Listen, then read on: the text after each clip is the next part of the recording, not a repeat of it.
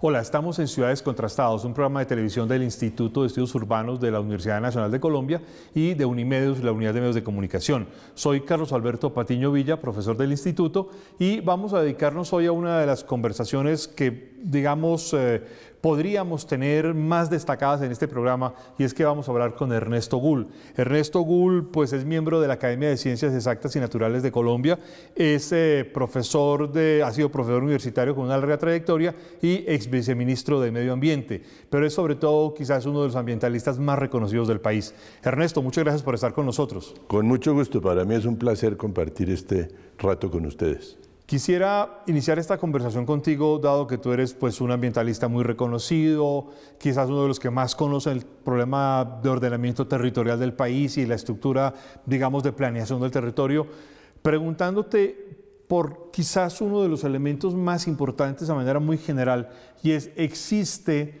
una necesidad de pensar permanentemente las formas de ordenamiento entre lo urbano y lo nacional en el mundo contemporáneo o no? Indudablemente, yo creo que sí. Lo que tal vez está haciendo falta, y sobre todo aquí en Colombia, es tener una visión integrada de lo que es el territorio, ¿no es cierto? Porque aquí tenemos unos instrumentos de planificación, como por ejemplo los POTS, que tienen un sabor urbano muy fuerte y un sabor municipalizado muy fuerte. Y yo creo que hace falta entender el territorio como una unidad que tiene componentes urbanos y que tiene componentes rurales, que deben ser integradas y en realidad, pues, los unos dependen de los otros, ¿no es cierto? El territorio es uno, el territorio es una unidad con esos componentes, tanto urbanos como rurales, en distintas escalas, que deben estar integrados en su planificación, en su comprensión y en su manejo, naturalmente. Eso que dice llama la atención, porque pareciera ser que hemos perdido el tema de la dimensión territorial, en el sentido de que ahí el territorio es tanto lo urbano como lo rural, y se ha hecho un énfasis muy fuerte en los últimos 5 o 6 años como para tratar de redescubrir lo rural. ¿Qué pasó? Bueno, yo creo que esto es una tendencia que ha ocurrido no solamente en Colombia, sino en muchas otras partes del mundo, y es que como ha habido este crecimiento demográfico urbano tan grande, los énfasis y las grandes necesidades de los países se han centrado en esas aglomeraciones urbanas muy grandes, ¿no es cierto?, que seguirán creciendo a lo largo del tiempo. Es indudable que si miramos lo que ha transcurrido en los últimos 200 años, para poner alguna cifra, previamente al inicio de la Revolución Industrial en el mundo había más o menos el 3% de la población urbana. Hoy día tenemos el 60% viviendo en las ciudades, y la tendencia es a que se siga incrementando. Es decir, hay una relación muy directa entre el modelo de desarrollo, entre el modelo capitalista industrial y la urbanización.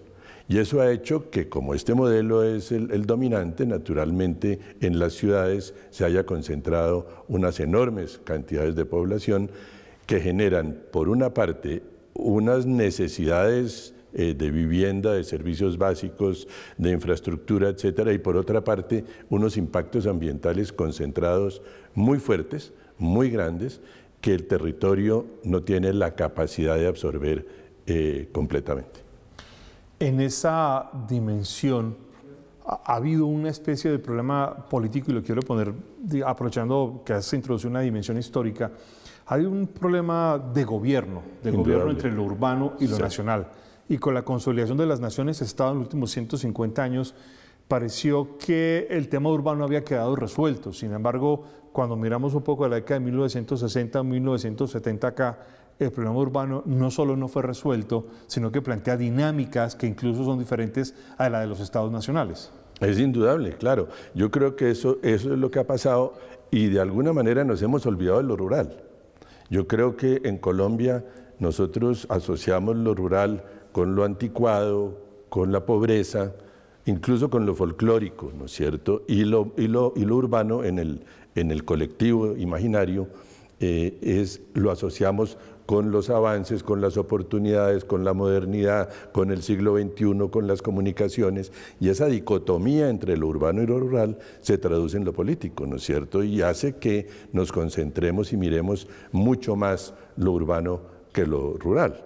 De forma que lo que ha venido surgiendo de alguna manera en el mundo, y yo creo que aquí en Colombia empieza a verse pasos en ese sentido, es una nueva concepción de la ruralidad, que tiene que ser mucho más inclusiva desde el punto de vista político, pero también desde el punto de vista económico y desde el punto de vista social. Pero no es muy paradójico hablar de una nueva inclusión de la ruralidad o una nueva perspectiva, porque cuando uno mira los mapas de las ciudades o de los municipios o de las áreas urbanas, en cualquier parte del mundo, siempre tienen una huella urbana y una gran área rural. Sí, sí, no es paradójico, es complementario. Ya. Lo uno tiene que ir asociado con lo otro.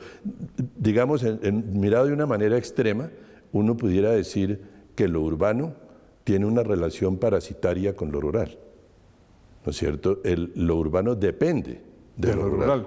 Depende del territorio, depende de los servicios ecosistémicos, depende de los recursos, depende de los alimentos que se generan en el territorio.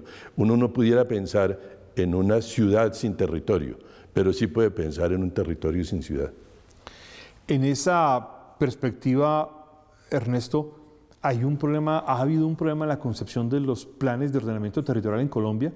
Lo digo además porque estamos haciendo este programa en el segundo semestre de 2017, claro, cuando cumplimos los 20 años de la Ley 388, claro, que se supone que nos introdujo una especie de dimensión de planeación territorial, y pareciera ser que no estamos llegando a una planeación o a una concepción del territorio mucho más dinámica en ese sentido entre lo rural y lo urbano. Sí, yo creo que aquí nosotros hemos tenido a lo largo también de la historia una serie de contradicciones sobre cómo dividir el territorio del país y cómo administrarlo, ¿no es cierto? Pues desde la época del federalismo y el centralismo, de los estados federales de Colombia, en la Nueva Granada, hasta llegar a la visión centralista que hoy tenemos, que ha pretendido descentralizarse a través de unas figuras pues, que están establecidas en la Constitución nacional, es decir, somos una república unitaria central, pero con una descentralización administrativa, ¿no es cierto? Y eso yo creo que no ha ocurrido mucho. Yo creo que lo que hemos hecho es tal vez llenarnos de instrumentos de planificación, y cada vez que surge un nuevo problema, tenemos un nuevo instrumento de planificación. Generamos un nuevo instrumento de planificación por ley. Y entonces uno ve a lo que se enfrenta un alcalde, cualquiera de un municipio colombiano. Tiene que hacer un plan de desarrollo, tiene que hacer un plan de ordenamiento territorial, tiene que hacer un plan de gestión integrada de recursos, de desechos, perdón, tiene que hacer un plan de riesgos. Las corporaciones tienen que hacer en el territorio los planes de gestión ambiental regional y los planes de acción trianual. Los departamentos tienen sus planes, tanto de desarrollo como ambientales. Y entonces uno dice, ya existen los POMCAS, los planes de ordenamiento y manejo de las cuencas. Es decir, tenemos una superposición enorme de instrumentos de planificación que en la práctica es muy difícil coordinar, es prácticamente imposible coordinar. ¿Cómo hace uno para que se pueda, y a través de qué mecanismos y de qué espacios, hacer la coordinación de todos esos instrumentos de planificación? Yo creo que el problema nuestro es que nos quedamos a ese nivel, como lo dije hace un momento, de que cuando tenemos una necesidad, se nos ocurre algo nuevo, decimos, hagamos un nuevo plan. Pero de ahí a llevar eso a que haya una planeación articulada del territorio, yo creo que hay una distancia muy grande. Y quisiera mencionar un punto que es bien interesante. Cuando se expidió la Ley 99 de 1993, que es la ley del medio ambiente, uno de los mandatos que se le dieron al ministerio por parte de esa ley es que debería dictar el estatuto de usos del suelo del país y que debía establecer una política de asentamientos humanos y de población. Eso nunca pasó. Nunca se han cumplido esos dos instrumentos que serían un poco la cobertura, hablando de estados nacionales, ¿no es cierto?, que nos daría una visión de cómo organizar y cómo utilizar el espacio en Colombia, si tuviésemos esos instrumentos nacionales. Pero no los tenemos, entonces lo que hacemos es hacer una microplaneación, incluso sin mirar regiones, porque son realmente municipalizados los POTS, lo cual es un gravísimo error. Como vemos, el territorio es mucho más que el municipio, ¿no es cierto?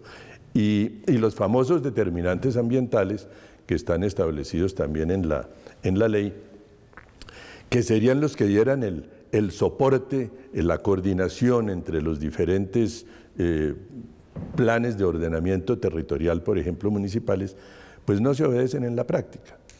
Entonces estamos en realidad en un problema muy grave, porque los administradores públicos, los alcaldes, tienen que cumplir con la ley, tienen que hacer todos esos planes, tienen que hacer una gran cantidad de instrumentos de planificación y además articularlos con otros desde el nivel nacional hasta el nivel departamental y el nivel regional, y eso no sucede.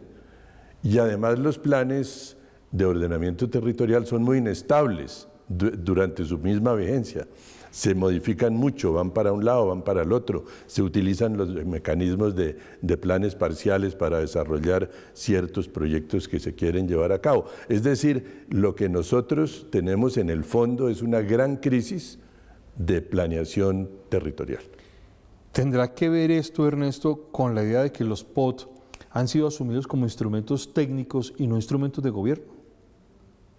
Sí, y yo creo que lo que hay, sí, en primer lugar es la necesidad de que haya una mayor participación en todo esto, porque quien debe definir hacia dónde va el territorio son los habitantes del territorio. Y valga en este momento la cuña, ¿no es cierto?, es decir, por ejemplo, lo que está pasando con las consultas populares en las regiones, con respecto a los proyectos y a los intereses de orden nacional sobre los territorios de los municipios en las regiones. Ahí uno ve que hay un problema, ¿no es cierto?, porque la gente no quiere esos proyectos y sin embargo desde el gobierno nacional se consideran deseables y se considera que deben hacerse, tanto en proyectos de minería como de infraestructura, como de petróleos, ¿no es cierto?, como de diferentes actividades de energía, hidroeléctricas. Todo esto muestra que hay una contradicción muy grande entre los intereses del Estado Nacional y los intereses regionales y locales de las comunidades. Si eso es así, ha habido, digamos, una especie de permanente debate frente a este asunto, y si eso es así, ¿podría uno asumir que lo que recientemente se ha tratado de inventar el Gobierno Nacional a través del Departamento Nacional de Planeación, con las famosas propuestas de los planes de ordenamiento territorial modernos, los POT modernos, o los planes de ordenamiento territorial departamentales, o lo que ahora llaman, en función del proceso de paz, los planes de ordenamiento con enfoque territorial, ¿uno supondría que son mayores desarrollos o estamos frente a un caos de instrumentos? A mí me parece que estamos en el riesgo de estar frente a un caos de instrumentos, porque realmente todos estos planes nuevos que se están proponiendo, incluyendo los últimos, ¿no es cierto?, los que se han generado a partir del proceso de paz, que vienen a llenar un vacío muy importante, y es que son zonas olvidadas, ¿no es cierto?, y que dicen, bueno, pues tenemos que ver cómo las aprovechamos, cómo las usamos sosteniblemente, eso está bien, pero de ahí a que sepamos muy bien cuál es el contenido de esos conceptos generales, hay una distancia muy grande. Y sobre todo cómo se aplican, porque indudablemente, por ejemplo, en este caso de los territorios remotos, ¿no es cierto?, lejanos, donde se han, digamos, retirado las FARC, en este momento no hay presencia estatal y no ha habido gobernanza, no ha habido presencia del Estado, y entonces precisamente por eso hubo todo este surgimiento de grupos subversivos que llegaron a ocupar el espacio vacío que generaba la falta de presencia del Estado. Entonces yo creo que sí es muy necesario tener una nueva visión de la planeación territorial a nivel nacional, regional y local, pero tenemos que ver cómo se articula y cómo se simplifica, porque es que hoy en día es demasiado complejo la pluralidad de instrumentos y la pluralidad de visiones que están detrás de esos instrumentos. Si en medio de este riesgo de caos, digamos, si uno lo mira desde afuera, hay un asunto que es muy interesante y es, han aparecido otras formas de ordenamiento territorial que son las áreas metropolitanas. Correcto. Y dentro de eso hay otras condiciones que son los planes estratégicos metropolitanos de ordenamiento territorial, otro instrumento más. Y además, al parecer, no tenemos claro cuáles son los alcances, tenemos y no tenemos claro cuáles son los alcances de los POT, que son de orden municipal, los planes de ordenamiento nacional que deberían estar dentro de estas condiciones y los instrumentos de planeación nacional, pero encontramos que hay intereses divergentes, hay posiciones distintas, no solo entre ciudadanos y grupos de ciudadanos, sino grupos de interés, grupos económicos, grupos de poder. Las mismas instituciones del Estado no tienen claro su percepción del territorio. No hay claridad, por ejemplo, en asuntos de, porque los planes de ordenamiento territorial en muchos países del mundo no son solo usos del suelo, son usos del suelo, son políticas de seguridad, políticas de defensa, políticas de crecimiento económico, políticas de presencia territorial del Estado. Pareciera que esta abundancia de temas no están en nuestro medio. Yo creo que es así y a mí me parece es muy importante esto que acabas de decir, porque a mí me parece que realmente lo que tenemos que buscar es una planeación mucho más integrada, ¿no es cierto? Entendiendo que el territorio es una construcción colectiva, es una construcción, es un producto social, ¿no es cierto?, que resulta de la interacción de lo que se quiere hacer y de lo que la gente está haciendo con el medio natural. Entonces yo creo que desde esa perspectiva y con esa visión, lo que uno tiene que entender es que en esa forma es decir, es una forma compleja de entender el territorio. Esto no es una cuestión sencilla, no es estrictamente un problema técnico, tiene dimensiones económicas, sociales, políticas, culturales, ambientales, y no es un tema fácil, ¿no es cierto? Y menos en Colombia, donde tenemos una pluralidad de regiones, de culturas, de visiones, de grupos humanos. Por eso se dice que este es un país pluriétnico y multicultural, y yo creo que eso es cierto. Y en ese sentido a mí me parece que es mucho más importante tener clara cuál es la voz y cuáles son los deseos de las regiones por su futuro. Pero Ernesto, parte del problema no es, o no sería, que el Estado colombiano nunca ha desarrollado una especie de perspectiva de lo urbano. Mucho, si uno mira la política nacional, lo urbano no existe. Sí, yo creo que mirando nuevamente el territorio comunidad, yo creo que nosotros nunca hemos sabido bien cómo manejar el territorio, ¿no es cierto? No hemos tenido claro eso, ni en lo urbano ni en lo rural. Y uno ve ejemplos tremendos, pues, por esa falta de planeación, hasta dónde nos puede llevar. Acaba de ocurrir el drama de Mocoa, ¿cierto?, por hacer unos asentamientos en lugares que definitivamente no deberían permitir ese tipo de actividades, y en segundo lugar porque en las partes altas de las cuencas de los ríos que causaron estas avalanchas, pues se desarrollaron una serie de actividades que tampoco se han debido llevar a cabo. Es decir, lo que me parece muy importante es destacar que lo urbano y lo rural son parte de lo mismo, y que lo uno implica lo otro, y que es necesario que tengamos una visión mucho más compleja y mucho más integrada. Pero ¿dónde está la perspectiva estratégica del Estado? Porque pareciera estar difuminada, perderse. Yo pienso, pues aquí ha habido varias perspectivas estratégicas. Por ejemplo, estuvo todo lo del plan Kerry, ¿no es cierto? Estuvo el tema de desarrollo de las principales ciudades del país, de los polos de desarrollo. Estas cosas han sucedido, ¿no es cierto? Y se han tratado de llevar a la práctica. Yo creo que lo que ha sucedido es que también hemos perdido mucho la capacidad de tener una visión a largo plazo y de mantenerla. Porque yo creo que si se logra una visión estratégica concertada, implementar esa visión estratégica concertada es un tema de décadas. Y no podemos estar cambiando de telón, ¿no es cierto?, cada vez que hay un nuevo gobierno. Entonces yo creo que lo importante es entender que las políticas, la política urbana, la política rural, la política territorial, son políticas de Estado y no políticas de gobierno. Si estos son políticas de Estado y no de gobierno, entonces estamos frente a un debate más complejo. Sí.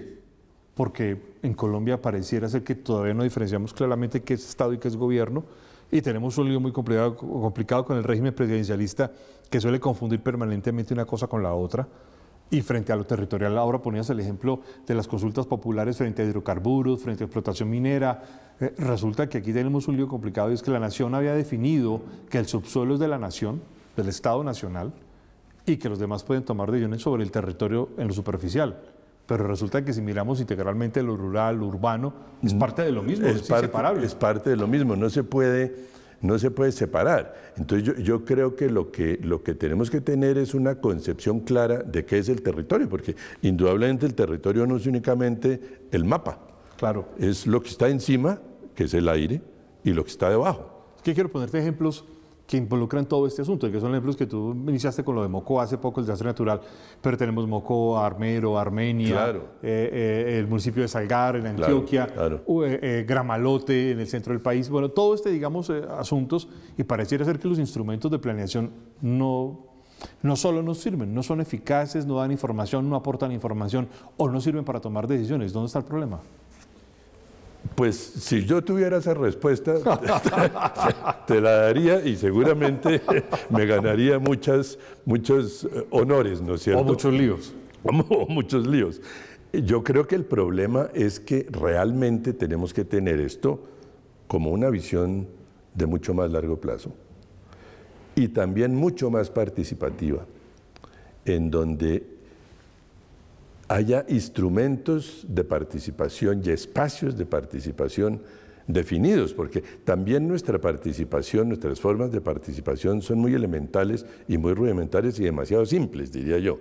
No se hace una reunión, se hace una presentación del plan y después se toman las firmas y hasta luego, hasta aquí llegamos. Yo creo que esto es una cuestión mucho más dinámica, porque hay que partir también de otro punto fundamental. Los procesos que se dan sobre el territorio son dinámicos. Y el territorio... Dinámicos quiere decir que están cambiando. Que cambian con el tiempo, ¿no es cierto? Y tienen también que estar ajustándose con el tiempo. Yo creo que las líneas generales deben mantenerse, indudablemente. Hay unas líneas estratégicas fundamentales que tienen que mantenerse en el largo plazo, pero hay ajustes para que esas líneas estén de acuerdo con lo que está ocurriendo en la realidad. De pronto hay nuevos fenómenos, hay incertidumbre como la del cambio climático, ¿no es cierto? Elementos nuevos que llegan allí, y esto alude entonces a un tema muy, muy importante, Carlos, y es que yo creo que esto no puede ser solamente unas decisiones de un grupo de personas, sino que tiene que estar apoyada en ciencia, tiene que estar apoyada en conocimiento, tiene que estar apoyada en la comprensión y el conocimiento del territorio, de sus características físicas, biológicas, culturales, y eso implica que la gobernanza debe estar mucho más cerca de la base.